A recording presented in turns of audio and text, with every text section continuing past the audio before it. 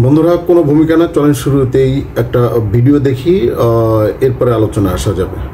থাপড়া কিন্তু তোর দাঁত দুটো আমি ফালা দিবি। তুই কোন সাহস আমার কিপটা বলতেছিস? হ্যাঁ, আমার দেখে তোর ফকিনি মনে হয়? 10 টাকার জন্য আমি কিপটামি করব এখন? তোর ভাড়া আপনারা দেখলেন যে ভিডিওতে রিক্সা ভাড়া নিয়ে একজন প্যাসেঞ্জার এবং রিক্সাওয়ালার মধ্যে অত্যন্ত কি হচ্ছে, বাকবিতণ্ডা হচ্ছে, তাই না? তো এই বাকবিতণ্ডার কারণ কি? কারণ রিক্সাওয়ালা প্যাসেঞ্জারের কাছে যে ন্যায্য ভাড়াটা সেটাই চাচ্ছে, কিন্তু প্যাসেঞ্জার তাকে 10 টাকা কম দিচ্ছে। এই নিয়ে রিক্সাওয়ালা এবং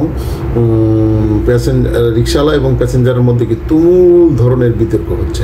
ঠিক আছে, এটা একটা টিভি নাটকের একটা ক্লিপ, আমি জাস্ট 5 সেকেন্ডের একটা ক্লিপ আপনাকে দেখাইলাম। এটা আমাদের সকলের জন্য একটা চরম শিক্ষামূলক একটি ভিডিও হতে যাচ্ছে, এবং এই ভিডিও দেখার পরে যদি আপনার ভিতরে পরিবর্তন আসে, তাহলে হয়তো আমার এই ভিডিওটা সার্থক হবে বলে আমি মনে করি। তাহলে ভিডিওতে আপনারা নিশ্চয়ই দেখেছেন যে সামান্য 10 টাকার জন্য রিক্সাওয়ালা এবং প্যাসেঞ্জারের মধ্যে প্রচণ্ড রকম দর কষাকষি হচ্ছে। রিক্সাওয়ালা চাচ্ছে ভাড়া, কিন্তু যাত্রী তাকে দিচ্ছে না। ঠিক আছে, এটা নাটকের যে ভিডিও ক্লিপটা দেখলেন, এটা কিন্তু নাটক না, এটা আমাদের বাস্তব জীবনেও কিন্তু এই ঘটনাগুলি অহরহ ঘটছে। ঠিক আছে, অর্থাৎ আমরা আমাদের আশেপাশে যারা রয়েছে বা আমাদের যারা পরিচিত রয়েছে, অপরিচিত রয়েছে, আমাদের চাইতে কম শক্তিশালী মানুষ যারা সমাজে রয়েছে, তাদেরকে সবসময় আমরা কি করি, আন্ডার এস্টিমেট করার চেষ্টা করি এবং তাদেরকে তাদের অধিকার থেকে আমরা বঞ্চিত করি। এটা কিন্তু চরম সত্য কথা। ঠিক আছে, আমরা যেসব দুর্বল লোককে দেখি, আমরা যখন আমাদের চেয়ে দুর্বল লোককে দেখি, তখন তাদের উপরে আমাদের আধিপত্য বিস্তার করার জন্য সবসময় কি করি, চেষ্টা করে থাকি। কিন্তু এটা চরম মাপের একটা অন্যায়। ঠিক আছে, সমাজে সম অধিকার, ন্যায্যতা এগুলো কিভাবে প্রতিষ্ঠিত হবে? এগুলো প্রতিষ্ঠিত হওয়ার কোনো সুযোগই আমি দেখি না, তাই না? যার যেটা প্রাপ্য তাকে সেটা দিয়ে, তার অধিকার দিয়ে সমতা সমাজের মধ্যে প্রতিষ্ঠা করতে হবে, আদারওয়াইজ প্রবলেম। ঠিক আছে, এই হচ্ছে সমাজের কিন্তু বাস্তব একটা চিত্র। চলেন আরেকবার আমরা আরেকটু ক্লিপটা দেখে আসি। ঠিক আছে, এবং ভিডিওর ফাঁকে ফাঁকে কিন্তু এরকম একটু একটু করে ক্লিপ আপনারা দেখেন, এবং এটা শিক্ষণীয় অনেকটা ভিডিও। ঠিক আছে, okay, let's go. Excuse me waiter, বিলটা নিয়ে আসবেন প্লিজ।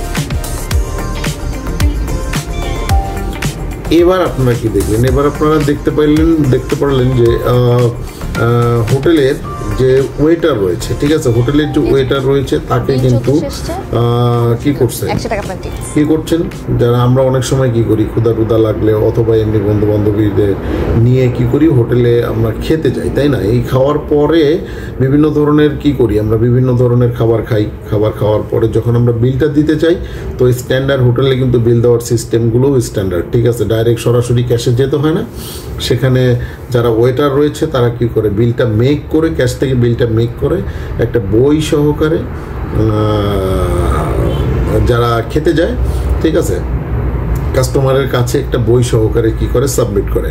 কাস্টমার সেটা কি করে, বিলটা দেখে, বইটা করে বিলটা দেখার পরে সেখানে বিলের অতিরিক্ত আরও 50 টাকা বা 100 টাকা টিপস হিসেবে দিয়ে থাকে।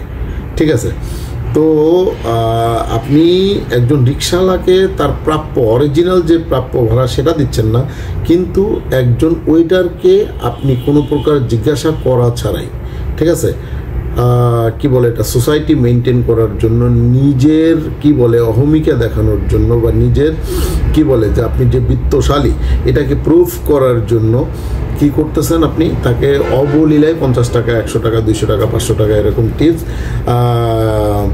দিয়ে যাচ্ছেন, বা আমরাও অনেক সময় এগুলি করে থাকি। কিন্তু কোনো সময় খেয়াল করি না যে সমাজের অবহেলিত মানুষ যারা দিনমজুর, প্রতিদিন অনেক কষ্ট করে, ঠিক আছে, তারা তাদের জীবিকা নির্বাহ করে, তাদের সাথে আমরা বার্গেনিং করি। ঠিক আছে, তাদের সাথে আমরা চরমভাবে বার্গেনিং করি। এর কারণে কি ঘটতে যাচ্ছে, সমাজে মারাত্মক ধরনের বৈষম্য তৈরি হচ্ছে। কি ধরনের বৈষম্য? এর কারণে যারা সুবিধাভোগী মানুষ, যারা আরামায়েশে কি করে, বা যারা বড় লোক বা যারা আরামায়েশে জীবনযাপন করছে, তারা কি করে, দিন দিন আরও বড় লোক হচ্ছে এবং তারা তাদের আরামায়েশের মাত্রা বাড়িয়ে দিচ্ছে। আর গরিব যারা, তারা আরও কি হচ্ছে, গরিবের দিকে দিন দিন চলে যাচ্ছে। This is the main thing. ঠিক আছে, এই ভিডিওটার মেইন পারপাসই হচ্ছে এটা। ঠিক আছে, অর্থাৎ আমাদের কি করতে হবে, আমাদের অত্যন্ত সচেতন থাকতে হবে এবং অধিকার, যার যেটা অধিকার তাকে ফিরিয়ে দিতে হবে। আদারওয়াইজ কিন্তু আমরা যে মানুষ, এটা কিন্তু আসলে সমাজে প্রতিষ্ঠা করা অত্যন্ত মুশকিল হয়ে যাবে। ঠিক আছে, তাহলে আজকের এই ভিডিওটার মাধ্যমে আশা করি যারা দেখবেন তারা তাদের নিজের জীবনের পরিবর্তন আনবেন, যারা অধিকার বঞ্চিত মানুষ আছেন তাদেরকে অধিকার ফিরিয়ে দেওয়ার চেষ্টা করবেন। ঠিক আছে, এবং আমাদের ভবিষ্যতে যেন আর এরকম ঘটনা না ঘটে। হ্যাঁ, আপনি একজন ওয়েটারকে টিপস দিতেই পারেন, that is different thing, but আপনি একজন রিক্সাওয়ালাকেও তার ন্যায্য ভাড়াটা দিবেন। ঠিক আছে, একজন মুচিকেও তার ন্যায্য পারিশ্রমিকটা দিয়ে দিবেন। অনেক বৃদ্ধ মানুষ, অনেক গরিব মানুষ কী করে বাজারে সবজি বিক্রি করে, 10 টাকার সবজি আমরা ওখানে বার্গেনিং করি 2 টাকা কম দেওয়ার জন্য। ঠিক আছে, তো যারা আসলে কোনো রকম জীবন ধারণের জন্য বিভিন্ন ধরনের কর্মপন্থা বেছে নিয়েছেন বা বিভিন্ন ধরনের ছোট ছোট ব্যবসা করে কোনো রকম জীবনটা তারা টিকে রাখেন বা ফ্যামিলিটাকে বাঁচিয়ে রাখেন, এই সব মানুষদের সাথে বার্গেনিং না করাই উত্তম। তাদেরকে হেল্প করা দরকার। ঠিক আছে, তাদের জীবনমানের উন্নয়নের জন্য হলেও আমাদের এগিয়ে আসা উচিত এবং সমাজে একটা সমতার পরিবেশ তৈরি করা অত্যন্ত জরুরি বলে আমি মনে করি। ঠিক আছে, শুধু মানুষের পেট থেকে জন্মগ্রহণ করলেই কিন্তু মানুষ হওয়া মুশকিল। মানুষ হইতে গেলে তাকে কিন্তু জন্মের পরে কি করতে হয়, বিভিন্ন কাঠখড় পোড়ায় বিভিন্ন শিক্ষা দীক্ষা অর্জনের মাধ্যমেই মানুষ হতে হয়। সে শুধু মানবকুলে জন্ম নিলেই কিন্তু মানুষ হওয়া যায় না। তাহলে আমাদের কি করতে হবে, সমাজের অধিকার প্রতিষ্ঠার জন্য যার যেটা প্রাপ্য তাকে সেটা দেওয়ার প্র্যাকটিস আমাদের মাঝে থাকতে হবে। আশা করি ভিডিওটা আপনাদের ভালো লাগবে এবং অবশ্যই আপনাদের বাস্তব জীবনে এগুলি করার চেষ্টা করবেন। ধন্যবাদ সবাইকে। দেখা হবে আবার পরবর্তী কোনো এপিসোডে নতুন কোনো বিষয় নিয়ে, নতুন কোনো ভিডিও নিয়ে। সে পর্যন্ত ভালো থাকবেন। আল্লাহ হাফেজ।